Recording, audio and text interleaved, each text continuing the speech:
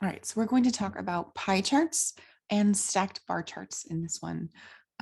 Two options for showing proportions and how they change in a group, right? So we will start with a pie chart. As before, we highlight the data we're interested in. We'll just do one group this time before we go into comparative. And you go to our recommended charts, do 2D pie, right? So now we've got a chart. It's got our group A, it even tells us which one it is. It has the areas, the labels for them are down at the bottom. So you can see that this blue one is dog, the orange one is cat, so on and so forth. As before, if you want to change, oh, this would be a terrible idea. Do not do that. You can change your color schemes if you want to kind of, it's got like a nice fall vibe. And you can do your pie charts that way, right? So for a stacked bar chart, you're going to take this, again, not a pie chart, but a bar chart. And you have these two options. You've got the stacked column, which would actually just take, and usually you need multiple groups, right? And it would take the values for dog and put them on top of the values for dog for group B, right? Group A and group B, stack them on top of each other. This is what we want. We want 100% stack column. Remember, we're kind of talking about relative frequencies here. But that's not what we want, right? We don't want 100% dog, 100% cat. What we want is we're going to switch row and column here. And what this is going to do is it's going to give us the stacked bar chart from 0 to 100% and show us which is which. Now, what is the issue here? The issue is we don't have a legend.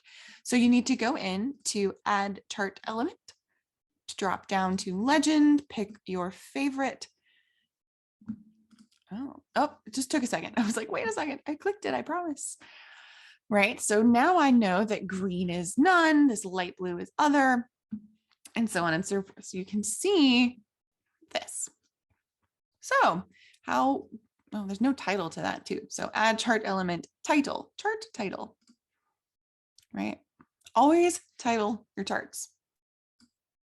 So if you want to do a comparative pie chart, you have to work a little bit harder. You need to create two pie charts. You'll make one for each of our data sets. You can highlight data like this by holding down your command key or your control key. And then that is going to take this. And now I have a chart for group A and a chart for group B, right? But remember, as we learned in our textbook and in our last module page, this is a terrible way to compare data, right? The human brain is just not very good at that. So what we're going to do instead, as presented in our notes, is we are going to do a 100% stacked bar chart. Now we start off, hey, look, this actually isn't bad, right? We've got dog. It's, most people who like dogs are over here, but that's not really the message that we're interested in. We're interested in how these proportions differ from group to group. So again, we're going to do our switched row and column. And look at that. We have a stacked bar that shows how many we want for each of, or what the relative proportions are for each of these two groups. Now, neither one of these is great as far as comparison. It does get kind of difficult, but the brain is a lot better at figuring out area as opposed to figuring out angle, right? So if you're trying to make comparisons, this is a better option, right? So as always, title your charts. I am not, because I'm going to just immediately throw these away, but in general, always title your charts, always keep it clear, make sure there's legends. Don't muck them up too much with crazy nonsense.